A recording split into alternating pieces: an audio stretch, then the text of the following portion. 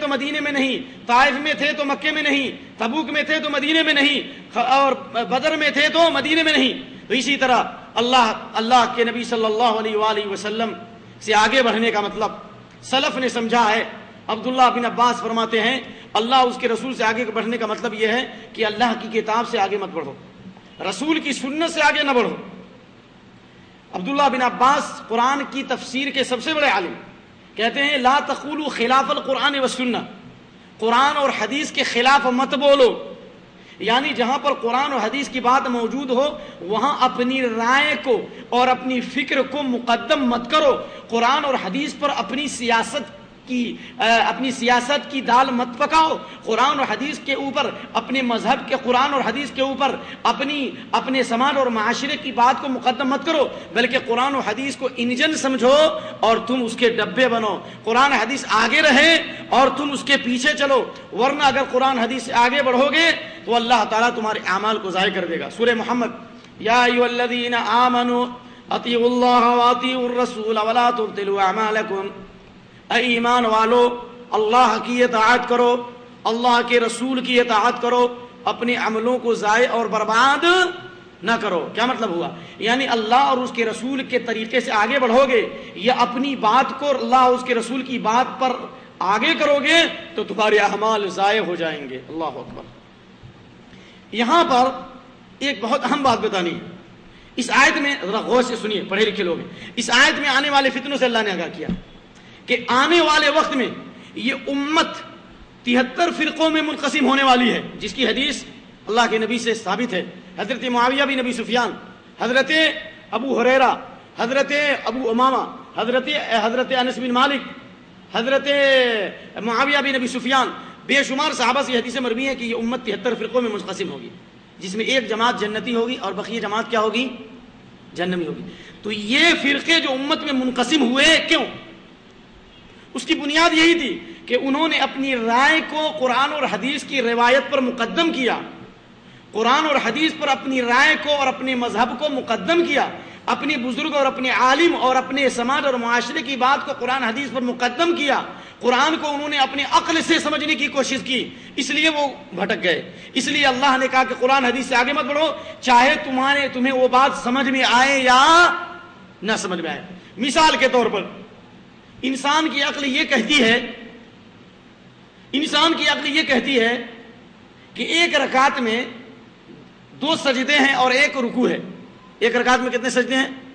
2 سجدے ہیں اور 1 رکوع ہے۔ عقل یہ کہتی ہے جب ایک رکعت میں 2 سجدے ہیں تو 2 رکوع بھی ہونا چاہیے۔ انسان کی عقل یہ کہتی ہے کہ بھائی جب ظہر کی نماز 4 رکعت اور عصر کی نماز 4 رکعت، ظہر اور عصر کے درمیان 2 گھنٹے کا وقفہ ہے تو 4 رکعت، لیکن مغرب عشاء اور فجر کے بیچ میں 7-8 گھنٹے کا وقفہ ہے تو عشاء کی نماز 4 رکعت اور فجر کی نماز 2 رکعت۔ عقل تو یہ کہتی ہے کہ فجر کی نماز بھی 4 ہونی چاہیے، لیکن عقل کا کوئی اعتبار نہیں ہوگا کیونکہ یہاں پر اللہ کا قانون موجود ہے، وہاں پر انسان کی عقل کی کوئی حیثیت نہیں ہے۔ عقل یہ کہتی ہے کہ اگر کوئی موزہ پہنتا ہے، خف پہنتے ہیں نا، تو عقل یہ کہتی ہے کہ موزے کے نچلے حصے پر مسح کیا جائے۔ موزہ پہنتے ہیں بھائی جاڑے میں، جو لوگ موزہ پہنتے ہیں تو وضو کرتے ہیں، مسح کرتے ہیں نا، عقل تو یہ کہتی ہے کہ نیچے مسح کیا جائے، لیکن شریعت کہتی ہے کہ موزے کے نیچے نہیں مسح کریں گے بلکہ کس پر مسح کریں گے؟ اوپر مسح کریں گے۔ حضرت علی فرماتے ہیں لو کان الدین بالرأی لکان اسفل الخف اولی بالمسح من اعلی، اگر دین کسی کی رائے پر اور اس کی عقل کے اوپر ہوتا اور دین کی بنیاد کسی کی عقل اور رائے کے اوپر اگر اس کی بنیاد ہوتی تو موزے کے نچلے حصے پر مسح کرنا زیادہ بہتر ہوتا اوپری حصے پر مسح کرنے سے۔ میں نے نبی صلی اللہ علیہ وسلم کو موزے کے اوپری حصے پر مسح کرتے ہوئے دیکھا، اس لیے ہم اوپر مسح کر رہے ہیں، نیچے مسح نہیں کرتے۔ حالانکہ موزے کے نچلے حصے میں گرد و غبار لگتا ہے، دھول لگتی ہے تو اس کو جھاڑنا چاہیے، لیکن شریعت کہتی ہے اوپر مسح کرو، نیچے مت مسح کرو۔ تو اسی لیے اللہ نے کہا کہ اللہ اس کے رسول سے آگے مت بڑھو، یعنی جو قرآن حدیث کی جو باتیں سمجھ میں آئے اس کو مانو، اور جو تمہاری عقل میں نہیں آئے تو بھی اس کو مانو، اس پر چنانچہ مت کرو۔ اسی لیے امام ابو حنیفہ رحمۃ اللہ علیہ میزان الشہرانی میں یہ روایت موجود ہے، میں نے مسجد نبوی کے مکتبے میں یہ کتاب پڑھی ہے جس میں سنت کا مقام۔ امام ابو حنیفہ رحمۃ اللہ علیہ کوفے میں حدیث کا درس دے رہے تھے، ایک شخص آیا اور کہا یا امام دعونا من هذه الاحاديث، ان حدیث کا درس کب تک دو گے؟ قال اللہ قال رسول کب تک پڑھاؤ گے؟ کوئی حکمت کی بات بتاؤ، کوئی فقہ کی بات بتاؤ، کوئی منطق بتاؤ، کوئی عقل کی بات بتاؤ، حکمت کی باتیں بتاؤ، دنیا کی باتیں بتاؤ، ذرا کچھ اپنے تمہارے اندر جو قرآن و حدیث کی کا جو فہم ہے، جو تمہارے اندر جو صلاحیت کیپیسٹی ہے اس کا مظاہرہ کرو۔ یہ کیا قال اللہ قال رسول کر رہے ہو؟ والعیاذ باللہ۔ امام ابو حنیفہ رحمۃ اللہ علیہ جو کتاب و سنت کے امام ہیں، اپنے زمانے کے امام ہیں، اپنے بعد والے زمانے میں بھی مقبول ہے، امام ابو حنیفہ رحمۃ اللہ علیہ نے اتنے زور سے ڈانٹا اور کہا کہ بھاگو ہماری مجلس سے، تم یہاں بیٹھنے کے مستحق نہیں ہو۔ لولا السنہ ما فہم احد من القرآن ما فہم احد من القرآن، اگر یہ قرآن کے ساتھ حدیث نہ پڑھا جائے، اگر میں حدیث کا درس نہ دوں تو کوئی آدمی قرآن کو بھی سمجھ نہیں سکتا، لہذا علیکم باتباع سنہ، امام حنیفہ رحمۃ اللہ علیہ فرماتے ہیں۔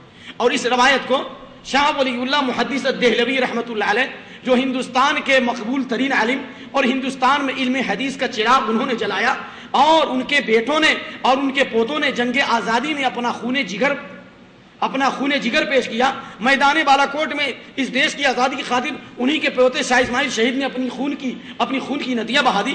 وہ امام کہتا ہے، کون؟ شاہ ولی اللہ محدث دہلوی اپنی کتاب کے اندر امام ابو حنیفہ رحمۃ اللہ علیہ کا یہ قول نقل کرتے ہیں کہ امام حنیفہ رحمۃ اللہ علیہ نے کہا علیکم باتباع السنہ، سنت کی اتباع کرو، فمن خرج عنہا ضل، جو سنت کی پیروی سے ہٹ جائے گا وہ گمراہ ہو جائے گا، اس کو ہدایت نہیں ملے گی۔ اس لیے کسی شاعر نے کہا مسلک سنت پہ سالک چلا جا بے دھڑک، جنت الفردوس کو سیدھی گئی ہے یہ سڑک، شاہ راہ مصطفی سے قدم جس کا ڈگا، غار گمراہی میں جا کر وہ گرا بے ریب و شک۔ اللہ تعالیٰ نے ابتدائی 5 آیتوں میں مسلمانوں کو یہ ادب سکھلایا ہے کہ اللہ اور اس کے رسول کا احترام کیا جائے، اور اللہ نے دوسری آیت میں فرمایا ہے کہ جب اللہ کے نبی صلی اللہ علیہ وسلم بات کر رہے ہوں تو تم نبی کی آواز پر اپنی آواز کو بلند مت کرو، لا ترفعوا اصواتکم فوق صوت النبی، اپنی آواز کو نبی کی آواز پر بلند مت کرو۔ اگر نبی کی آواز پر اپنی آواز کو بلند کرو گے تو ان تحبط اعمالکم، تمہارے اعمال ضائع اور برباد ہو جائیں گے، وانتم لا تشعرون، اور تم کو پتہ بھی نہیں چلے گا۔ ظاہر سی بات، جس وقت یہ آیت نازل ہوئی اس وقت نبی کی مجلس میں شریک ہونے والے نہ ہم تھے نہ ہمارے باپ دادا تھے۔ کون تھے؟ نبی کے برگزیدہ صحابہ تھے، ابو بکر و عمر رضی اللہ عنہما تھے، عثمان و علی رضی اللہ عنہما تھے، عبداللہ بن مسعود رضی اللہ عنہ تھے، ابی بن کعب تھے، عبداللہ بن عباس تھے۔ ان صحابہ کو اللہ فرما رہا ہے اگر تم لوگوں نے بھی اپنی آواز کو نبی کی آواز پر بلند کیا تو تمہارے بھی اعمال ضائع اور برباد ہو جائیں گے۔ اس آیت کی تفسیر میں امام بخاری رحمۃ اللہ علیہ نے صحیح بخاری کتاب التفسیر میں ابن ابی ملیکہ سے یہ روایت نقل کیا ہے کہ ابن ابی ملیکہ کہتے ہیں کاد الخیران ان یہلکا، اے ابو بکر عمر، قریب تھا کہ ابو بکر عمر رضی اللہ تعالی عنہما جو صحابہ میں سب سے بڑے عالم تھے، قریب تھا کہ وہ ہلاک ہو جائیں، برباد ہو جائیں، اللہ کا عذاب ان پر نازل ہو جائے۔ کیوں؟ اس لیے کہ وہ بھی انسان تھے اور بڑوں کی چھوٹی غلطی بھی بڑی ہوتی ہے۔ ایک آدمی ڈرائیور ہے اور وہ غلطی کرتا ہے، اس کی غلطی معاف نہیں ہوتی، اور پیسنجر غلطی کرتا ہے تو اس کی غلطی معاف ہو سکتی ہے۔ تو ابو بکر عمر رضی اللہ تعالیٰ عنہ کو اللہ تعالیٰ نے اس آیت میں تنبیہ کی ہے، بخاری کی حدیث ہے، میں نہیں بولتا۔ کہا کیا کہ جب بنو تمیم کا وفد نبی کی خدمت میں آیا تو اس میں یہ بات چلی کہ بھائی وفد آیا تو اس کا کوئی امیر بن جائے۔ ابو بکر رضی اللہ عنہ نے کہا کہ قعقاع بن معبد کو امیر بنایا جائے، اور عمر رضی اللہ عنہ نے کہا کہ اقرع بن حابس کو امیر بنایا جائے۔ دونوں کی رائے میں فرق ہو گیا، ابو بکر عمر رضی اللہ تعالیٰ عنہ میں اختلاف ہو گیا، فتماریا فارتفعت اصواتهما، نبی صلی اللہ علیہ وسلم کی مجلس میں ابو بکر عمر رضی اللہ عنہ کی آواز تھوڑی بلند ہو گئی، سمجھ رہے ہیں حضرت؟ بلند ہو گئی۔ ابو بکر رضی اللہ عنہ نے کہا اے عمر کیا تم میری مخالفت کرنا چاہتے ہو؟ حضرت عمر کہتے ہیں میں آپ کی مخالفت کیسے کروں؟ نتیجہ ہوا کہ آواز بلند ہو گئی۔ انسان تھے، فرشتے نہیں تھے، وہ بھی انسان تھے، انسانی جذبات ان کے پاس بھی تھے، آواز کے بلند ہونا کوئی معیوب کی بات نہیں، لیکن نبی مجلس میں موجود ہیں، ابو بکر عمر کی آواز بلند ہو گئی۔ اللہ نے آیت نازل کر دی کہ ایمان والو اگر اپنی آواز کو نبی کی آواز پر بلند کرو گے تو تمہارے سارے اعمال ضائع ہو سکتے ہیں، تمہاری نیکیاں ضائع ہو جائیں گی، تمہاری ہجرت، تمہاری قربانیاں سب ضائع ہو جائیں گی، تمہارے سب اعمال ضائع ہو جائیں گے۔ اس واقعے سے یہ درس ملتا ہے جب اتنے بڑے صحابی نبی کی آواز پر اپنی آواز بلند کرے تو ان کو یہ سزا مل سکتی ہے، تو جو نبی کی حدیث کو ردی کی ٹوکری میں ڈال دے، نبی کی سنت کا مذاق اڑائے، نبی کی حدیث کے ہوتے ہوئے دوسروں کے طریقے کو اختیار کرے، تو کیا ان کے اعمال مقبول ہوں گے؟ اس آیت کی تفسیر میں تمام مفسرین کا اتفاق ہے، نبی کے بعد جو لوگ نبی